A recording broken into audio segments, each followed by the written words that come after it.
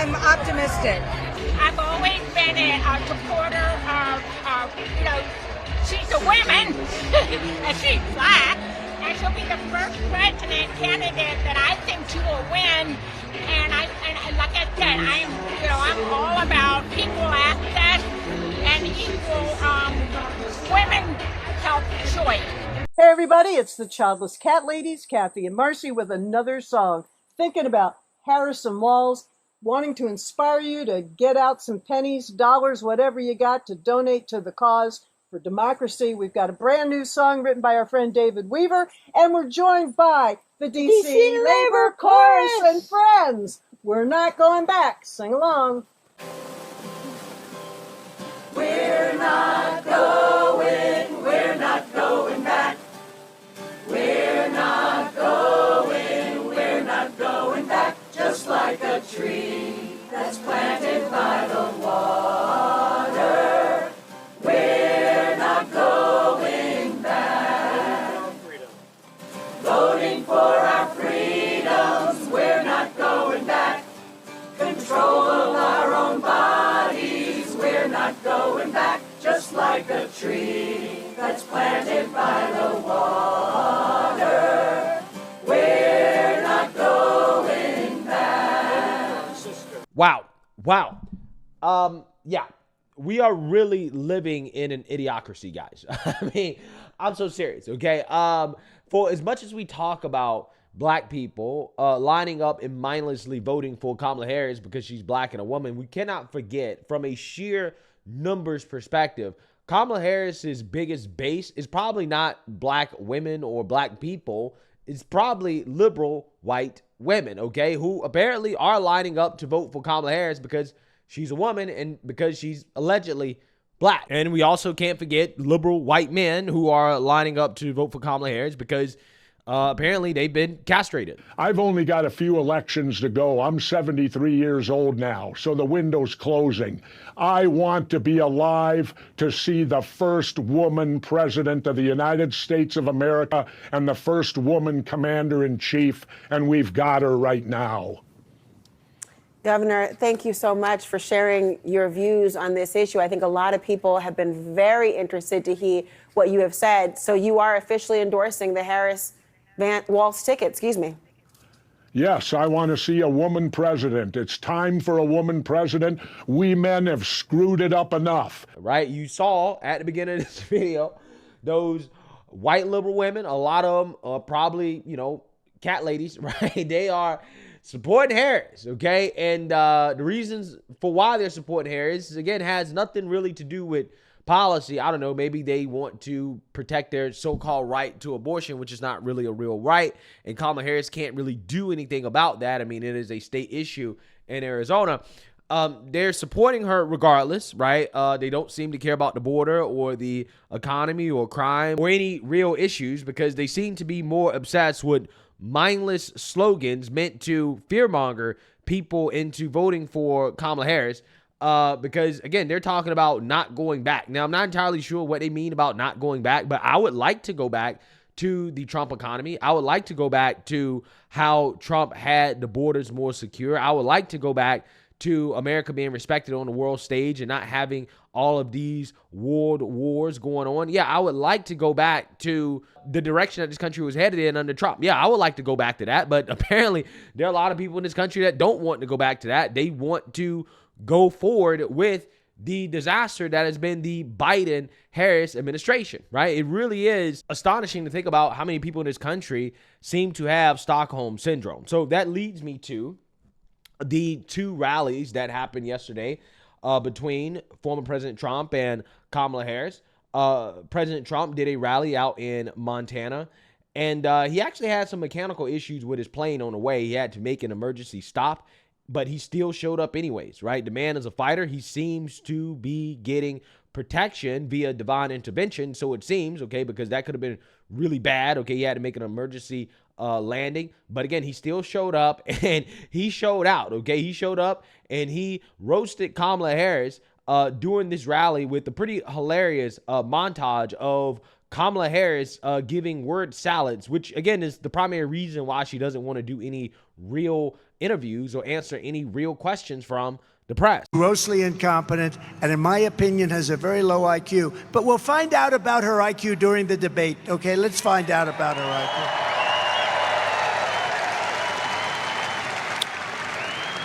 So, you know, we have this great system. I want to show you just one other thing, please. Do you mind putting it up, please? Thank you. We've been to the border. You haven't been to the border. And I haven't been to Europe. And I don't understand the point that you're making. Talking about the significance of the passage of time, right? The significance of the passage of time.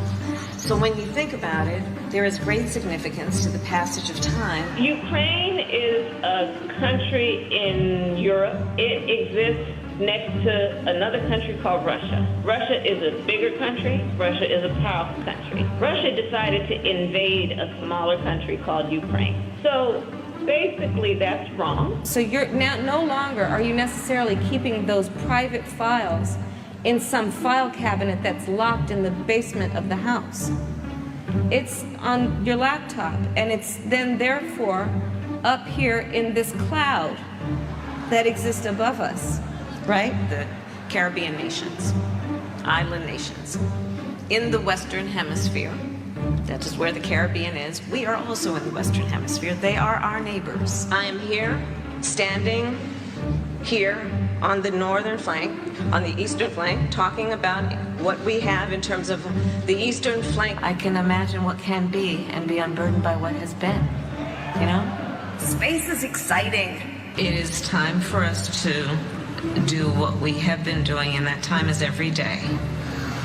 Every day it is time for us to agree that there are things and tools that are available to us to slow this thing down. We will work together and continue to work together to address these issues, to tackle these challenges, and to work together as we continue to work. Do you ban plastic straws?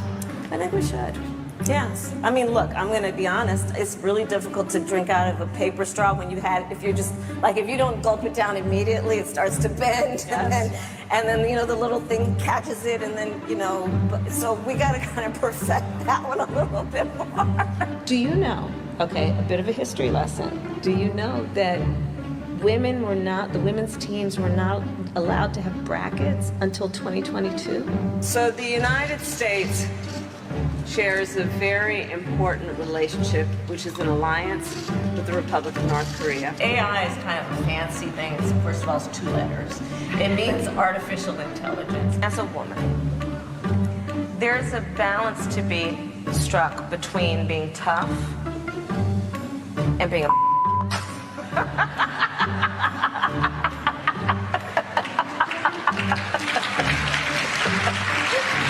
Turn that off.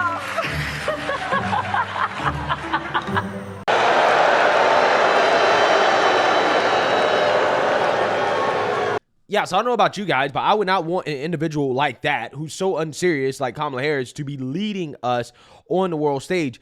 Like, could you imagine Kamala Harris meeting with somebody like a Vladimir Putin or Kim Jong-un or a Xi Jinping, right? I mean, like, it would just be an embarrassment, okay? I'm pretty sure that those leaders would have their way with Kamala Harris because they most certainly would take advantage of her weakness, incompetence, and stupidity, right? I mean, Kamala Harris, she is somebody that is clearly and obviously extremely weak, and that is one of the reasons why she can't really do anything without a teleprompter, right? She is doing a ton of these rallies, and every single rally she's giving the same speech. She's not really talking too much about policy unless she's forced to try to take a position on something. Like, for example, she got heckled at a Michigan rally by pro-Palestinian protesters, and Kamala Harris decided to put on the fake strong black woman's chick to shut down those protesters, and she got a whole lot of backlash for that, right? Now, fast forward to this rally in Arizona. She gets heckled by the same pro-Palestinian protesters, and now all of a sudden, she is changing her tune, right? She's bending the knee to the pro-Palestinian protesters. Take a look. He intends to surrender our fight against the climate crisis, and he intends to end the Affordable Care Act. You know what? If you want Donald Trump to win, Then say that, otherwise I'm speaking.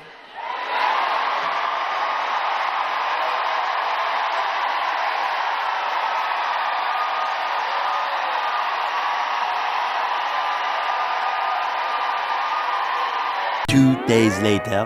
You know what? Hold on a second. Hold on, everybody. Hold on. Here's the thing. We are all in here together. I'm told an extraordinary number of folks who are here together because we love our country. We're here to fight for our democracy.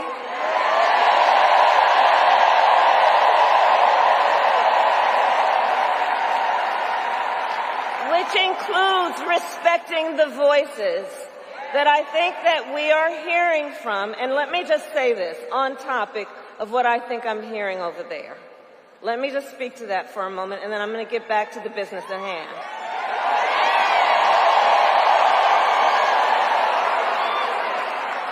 So let me say, I have been clear. Now is the time to get a ceasefire deal and get the hostage deal done. Now is the time. And the president and I are working around the clock every day to get that ceasefire deal done and bring the hostages home.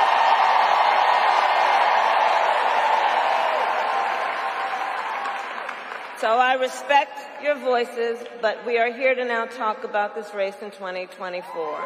Yeah, so you seen that, you heard that. Now, I don't know if these moments where Kamala Harris has to stop and address the pro-Palestinian protesters, I'm not sure if they are real, okay? But I'm also not sure if Kamala Harris's responses to them are real, because she had to read off of a script when she was responding to the pro-Palestinian protesters, okay? As you guys may have noticed in the video, she was looking down at a script when responding to them as if she's been coached on the fact that her last response to the pro-Palestinian protesters pissed off a whole lot of people, okay? Because she tried to play the strong black woman's chick and shut them down, right? Saying that, well, if you don't shut up, then that must mean that you want Trump to win, okay? And a lot of people were pissed off by that. But again, I'm trying to figure out who's the real Kamala Harris, right? Is the real Kamala Harris the one that shut down the pro-Palestinian protesters? Or is the real Kamala Harris the one that just bent the knee to the pro-Palestinian protesters? Because that's what it looked like to me, right? But regardless, if I was one of these pro-Palestinian protesters, I would be questioning whether or not Kamala Harris is sincere about wanting a ceasefire, because she claims that they are working every day to get one. However, it's been over a year and they have not been able to get one. And she's currently in office. Why hasn't she gotten one yet? Why is it that we should believe that if Kamala Harris is elected, that she would get one as president of the United States if she can't get one now, right? It's not like Joe Biden is actually running the country, okay? So again, why is it that Kamala Harris hasn't done it now? That's the question that people have to ask themselves as Kamala Harris tries to rewrite history in regards to her policy positions, because that's exactly what she's doing on the border. She's speaking a little bit about that. And I want you guys to take a look at what she said about that issue, as she admits that it is an issue, but she wants you to believe that she's going to fix something that she didn't fix in her first 3.5 years as border czar and vice president. America has tried so many of those failed policies before, and like we all know, we're not going back.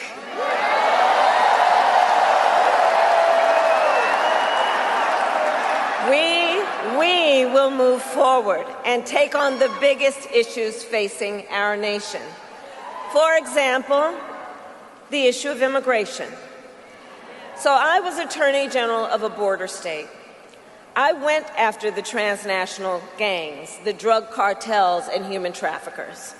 I prosecuted them in case after case, and I won. So I know what I'm talking about. We know our immigration system is broken, and we know what it takes to fix it. Comprehensive reform that includes strong border security and an earned pathway to citizenship. Yeah, so you seen that, you heard that. Okay, so Kamala Harris wants people to believe that all of a sudden she's going to get tough on the border after being border czar and epically failing at her job of securing the border, because that was her job, right? Her job was to deal with illegal immigration, and she epically failed. But she wants you to believe that as president, she's going to do something that she didn't do as vice president and being in charge of the border czar. Again, it's amazing how that works.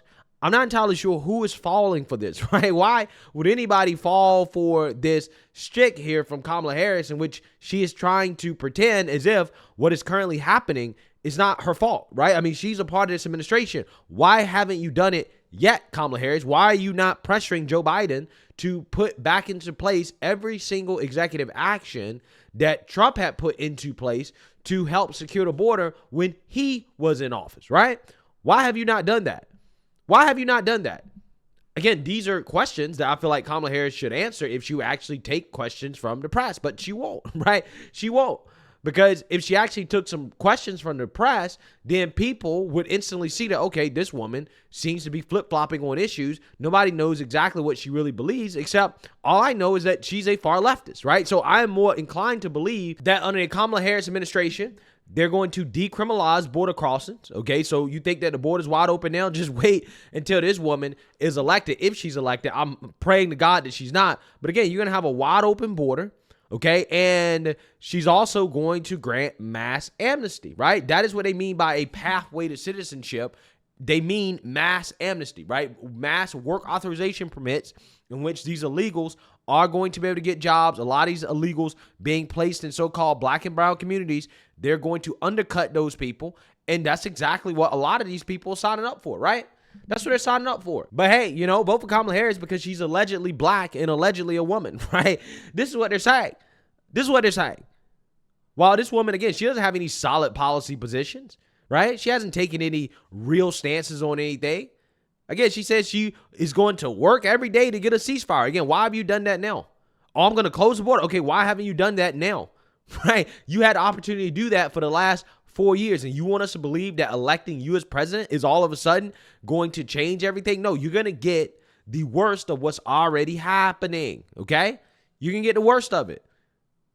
So, hey, I personally believe that Kamala Harris is the biggest Trojan horse in history, and it is sad that there's a significant amount of voters in this country that don't see that because they're blinded by identity politics. So, hey, let me know what you guys think. Make sure you like, comment, and subscribe. Most importantly, share a Black conservative perspective. Peace.